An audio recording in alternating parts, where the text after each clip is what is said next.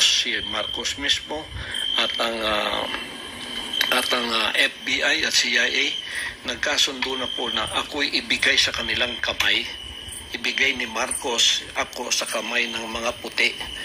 At mula noon, under surveillance na po ako dito sa aking sariling bansa.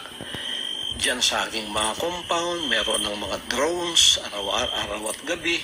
Gawa po ng mga puti yun. Pagkatapos po, naghanda kami kasi ayaw po nila ang tinatawag na extradition. Kasi may extradition treaty tayo. Yun ang legal na paraan para ako ay humarap sa kaso doon sa Amerika using my constitutional rights. Ayaw nilang dumaan doon sa prosesong yon na legal sapagkat magiging matagal daw. Ngayon, mga kaibigan at mga kababayan, bakit po ako ay under surveillance ng mga puti? Kasi ang gusto po nila ay rendition, yung extraordinary rendition, maaaring kidnapping at maaari pong assassination. At mayroon pa po akong patong na $2 milyong sa ulo ko. Ibig sabihin, 110 million pesos. May patong. Ang reward o ang award noong pwedeng humuli sa akin o kaya pwedeng gamitin para ako ay mapasakamay nila ng mga puting ito. Kaya naging complicated po ang kasong yan sapagkat nung nalaman naming extraordinary rendition ng kanilang gagawin na lulusubin kami na illegal sa aming mga compound, nakita po ninyo naghanda na kami. Araw at gabi ay meron po kaming paghahandang ginagawa na anumang oras na kami lusubin illegally, kami po itatayo sa aming mga paa, tatayo at ipagtatanggol namin ang aming sarili at ang aming mga propriedad na gusto nilang lusubin at gusto nilang by force papasok po sila upang gumawa ng extraordinary rendition. Yan po ay pinatotohanan noong February nung dumating yung 4 kong abogado dito at sinabing ganun nga ang kasunduan nitong rehimeng Marcos at ng mga puting ito na FBI o kaya CIA. Kaya po kami naghanda sa compound namin sa Tamayong, compound sa Davao, compound kahit saan. May mga drones po. Drones yon ng mga puti na nagsusurveillance sa amin. Nung nakita nilang kami handang-handa para harapin sila sa mga illegal na gagawin nila araw man o gabi, ang ginawa po mga kaibigan, pumasok itong playbook nila na noong pang November ay sinabi na ni Maharlika at ng ating VP na tatrabahuin nila ako. Tatrabahuin nila ang kingdom at tatrabahuin nila ang SMNI. Kukuhanin ng prangkisa. Tama yun. At yung mga workers ko, active man o hindi, bibilhin po nila at gagawa sila ng mga kaso laban sa akin na puro kasinungalingan. Diyan na po pumasok ang Kongreso at ang Senado. Kongreso po, walang dahilan. Pinatatawag, pagkatapos ang kanilang playbook ginawa na kukunin o kaya iligwak ang prangkisa ng SMNI. Lahat po ng pangyayari doon, puro murmuron lang po yun. Pagkatapos ako, pilit nila akong pinaaten. Kahit nakita nila sa mga dokumento na hindi po ako kasali na sa mga opisyal ng SMNI. Pero pinipilit pa rin nilang ako ay pumunta doon. Bakit? Yun po ay patibong sapagkat pag anytime pumunta ka doon, siguradong ang endgame ay pupunta ka sa kamay ng mga puti. Extraordinary rendition pa rin. Sa sarili ko ang lugar, gusto nila akong pasukin. Lalo na kung pupunta na ako doon. Iko-contem ka, pagkatapos dadalhin ka doon sa kanilang presuhan.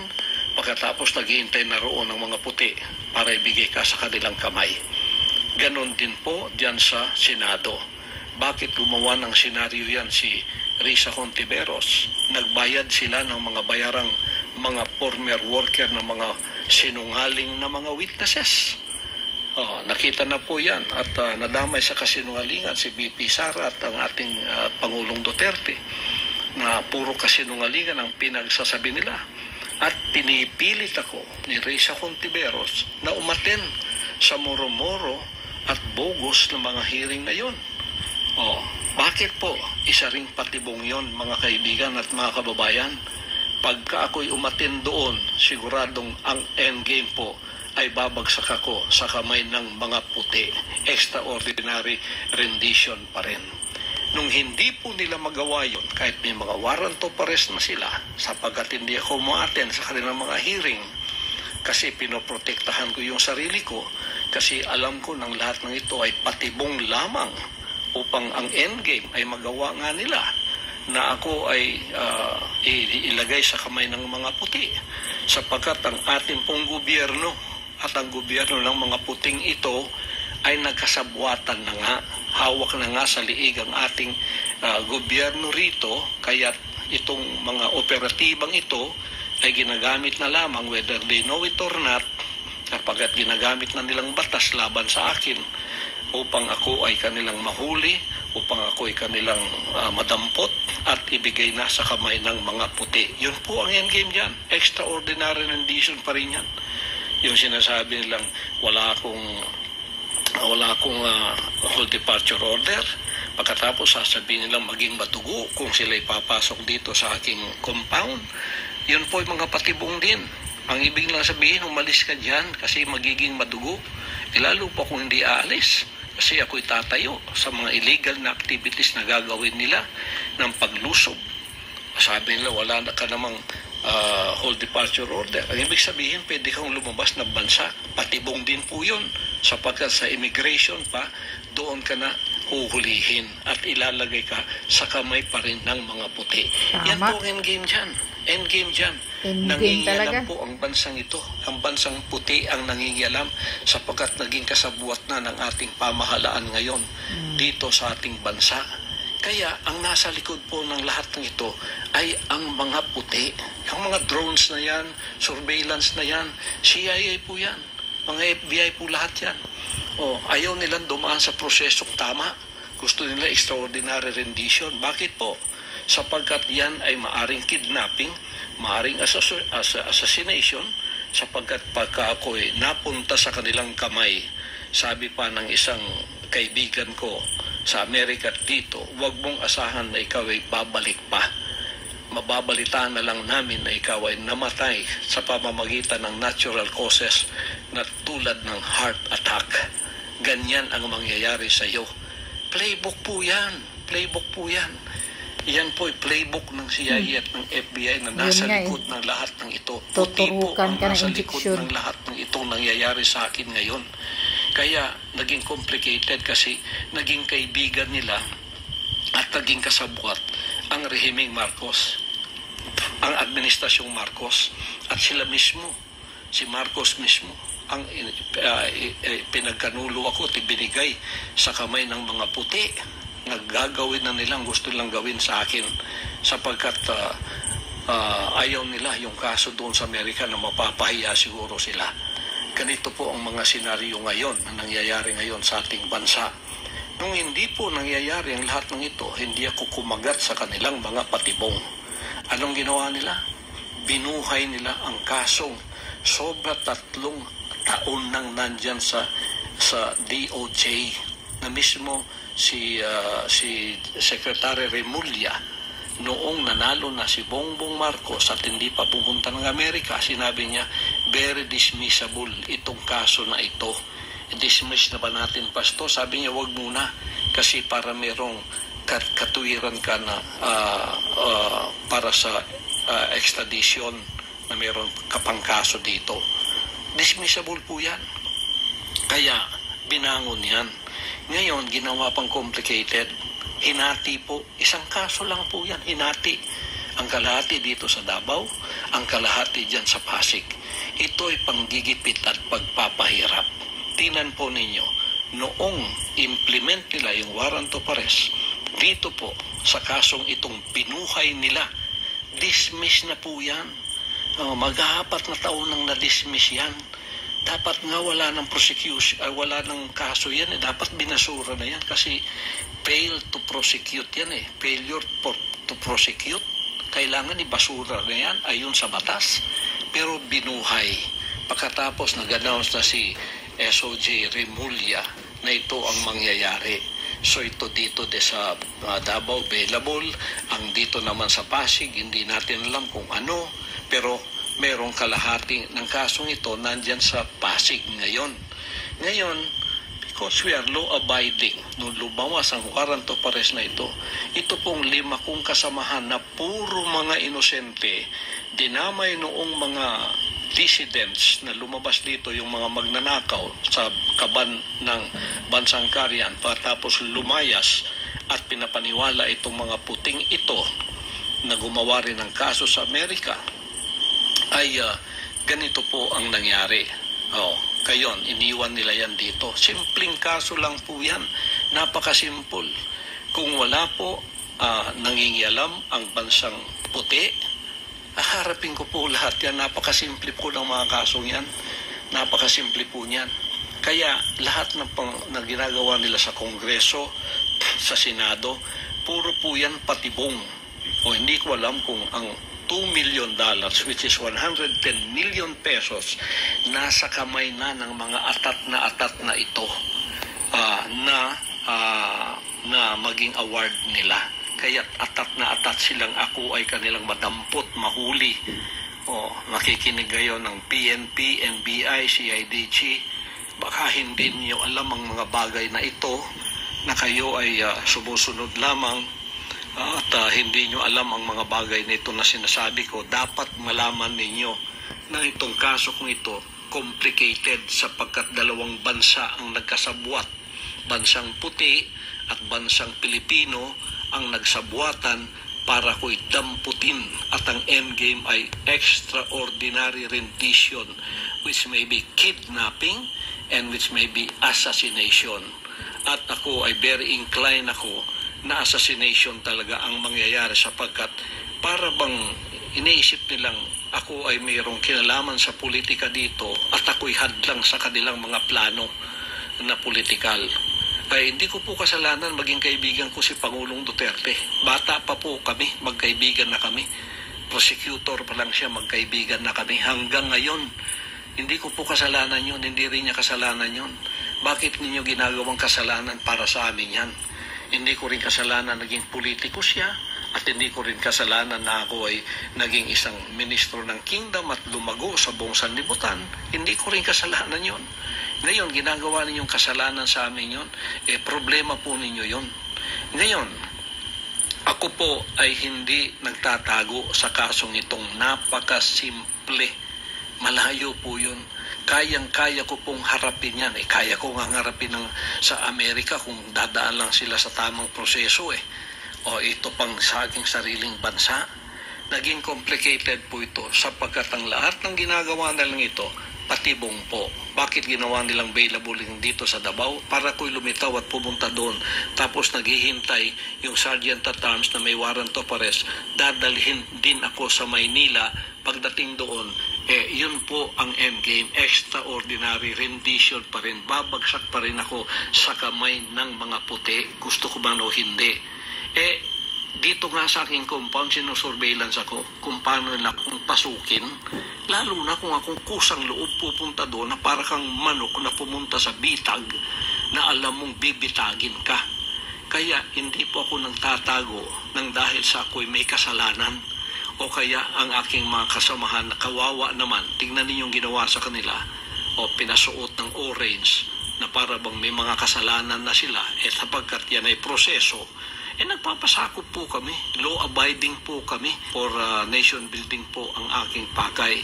Ang aking po ministry mapayapa, walang nangingialam po. Kami ay tumutulong sa ating bansa. Alam po ninyo lahat yan, hindi ko na dapat i-explain lahat sa inyo yan. Ngayon, bakit po ako ay hindi pupunta doon? Simple lamang po yan, available pagkatapos, simpleng kaso pa. Pero ngayon game, dadalhin ka rin sa Maynila. Dadalhin ka rin doon. Hindi ka nila mapapunta doon sa Senado. ganito yung kanilang endgame. Doon pa rin ang bagsak ko. Ang katapusan, extraordinary rendition pa rin. Babagsak pa rin ako sa kamay ng mga puti. Mga kaibigan, yan po ang iniiwasan kong mangyayari sa akin sapagkat I am preserving myself. Ito po ay wisdom ng Panginoong Diyos to preserve myself. Iniingatan po ako ng Ama na hindi ako pupunta sa patibong ng tao para mangyari ang kanilang gustong gawin sa akin, na kanila akong bawian ng buhay sapagkat ako'y hadlang sa kanilang mga plano. Yan po ay pag-iingat ng banal na Diyos sa akin. Gusto ninyo akong lumitaw para harapin ang lahat ng ito? Ito po ang kondisyon ko. Bigyan ninyo ko ng garantiya na hindi mangingialam ang mga puti sa kasong ito sa Pilipinas. Hindi mangingialam ang FBI, ang CIA, ang US Embassy. Bigyan ako ng garantiya ng Presidente ng Pilipinas. Bigyan ako ng garantiya ng Secretary of Department of Justice, Boying Remulla. Written po yan, written. Bigyan ako ng garantiya ng PNP head na si Marbil, General Marbil. Bigyan ako ng garantiya ng NBI head at CIDG. May garantiya na hindi mangingialam ang Amerikano at walang mangyayaring extraordinary rendition. Ako po ay lilitaw at haharapin ko ang lahat ng kasong yan kahit saan nyo dalhin dito sa Pilipinas, maging Pasig man o maging dito man. Pagkatapos si Hontiveros dyan sa Senado, ihinto mo na ang iyong murmuro na hearing. Dumiretso ka na sa korte. Tulungan mo yung mga sinungaling na mga witnesses na yan na gumawa na sila ng affidavit sapagkat idagdag mo na yan sa kaso. Doon din ang bagsak natin, kaya doon ka na pumunta. Huwag ka nang magpa-arte-arte pa dyan sa Senado. Ang dami mong arte. Ako ang ginagamit mo para ikaw ay pumunta sa mas higher position. Alam ko na ang galaw mo, alam ko na yung style mo. Puro sinungaling ang kasama mo. Sa sino ka? Kung ikaw kumuha ka ng sinungaling na mga witnesses, ano ka? Di ba sinungaling ka rin? Kaya huwag ka na mag-inarte dyan. Pumunta ka na doon sa korte sapagkat hindi ka naman korte. Ngayon, kung gusto mo ako talagang pilitin pumunta riyan, gumawa rin kayo ng nararapat. Yung 17 conditions ko, harapin ninyo yon para pantay tayo dyan sa Senado mo. Malabo nang mangyari yun kasi muro-muro na lahat ang ginagawa ninyo. Extraordinary rendition pa rin ang bagsak natin. Bagsak pa rin yan, nasa kamay ako ng mga puti. Yun pa rin ang endgame. Hindi ko alam kung ang $2 million ay nasa kamay na ng mga taong itong atat na ako'y kanilang madampot, makuha at sila ang makikinabang sa perang ito. Hindi ko alam. Pero yun ang endgame na alam kong mangyayari. Kaya umiiwas ako sa injustice na yan. Kung hindi po ninyo magbibigay sa akin in a written form ang mga kondisyones na ito mula sa Office of the President, mula sa Office of the SOJ, mula sa Office of the PNP and the NBI and the CIDG, hindi po nyo makikita ang pagmumukha ko. Kung ako imamanhunt ninyo tulad ng sinasabi ninyo na para bang ako'y talagang kriminal. Hindi naman ako drug lord. Hindi ako sumisinghot ng drugs. Hindi ako drug lord. Wala ako dyan.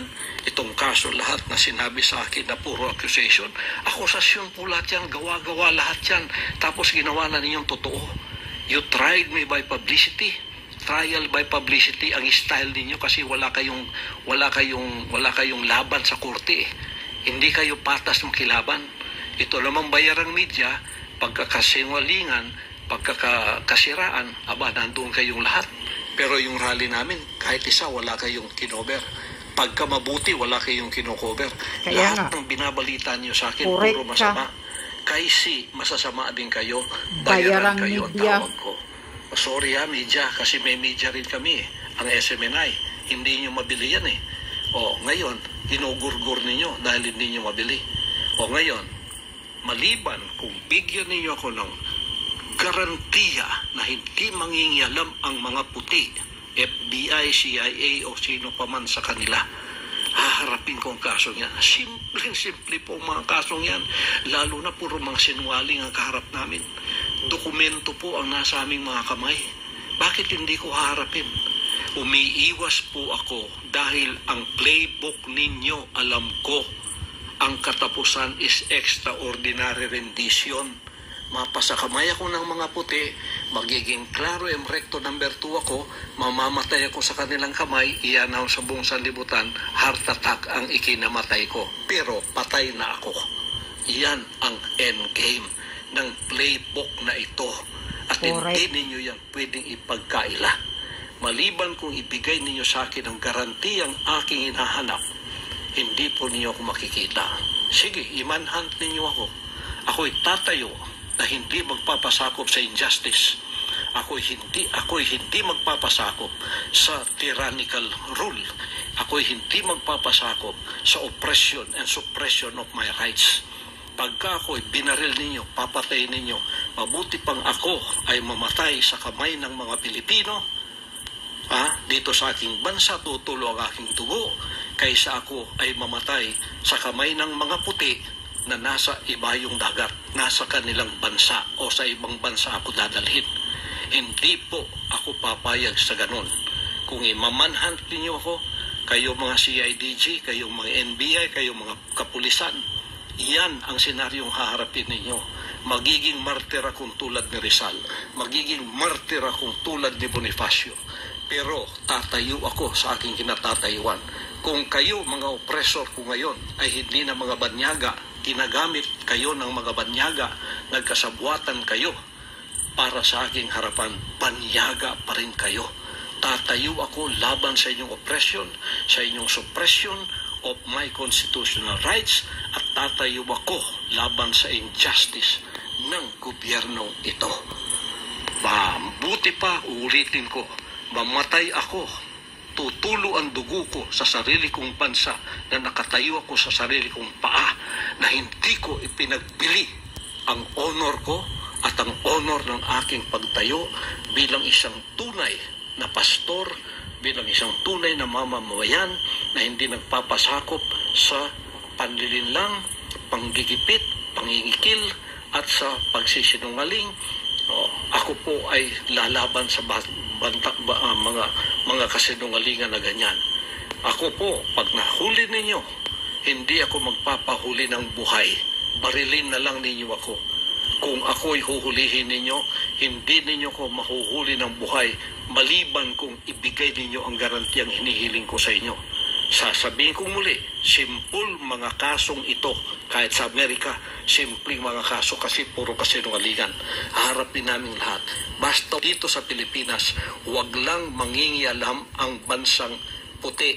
Yung mga puting yan, wag lang mangingialam sapagkat nagkasabuatan na ang rehimeng Marcos at ang mga puting yan na naririto na hawak na ang liig ng ating bansa. Yan po ang endgame nila at ito rin ang endgame ko. Kung ang endgame nila, bawian ako ng buhay sa kanilang kamay, hindi ako papayag. Kung ang endgame nila ganun, hindi ako papayag. Ang endgame ko, mamamatay ako sa kamay ng mga Pilipino, okay sa akin yun. Basta nakatayo ako sa aking sariling prinsipyo, values, hindi ko pinagbili. Bansang kaharian. Tandaan po ninyo, ako'y mamamatay with honor. Tatayo ako para sa mga umiiyak na si inipit, Pastor. kinunan ng katarungan, kinunan ng hustisya. Kaya nga, kawawa. Sa bansang ito, dito tutulo ang aking dugo. Dito ako mamamatay.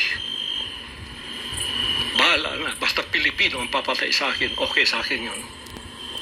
Yun lang man po. Pagpalain tayong lahat ng ating dakilang Ama, at Umiiyak naway na si Pastor. manumbalik ang kapayapaan, Parang tutulo din ang ang luha katarungan, ko. hustisya sa bansang ito. Salamat po.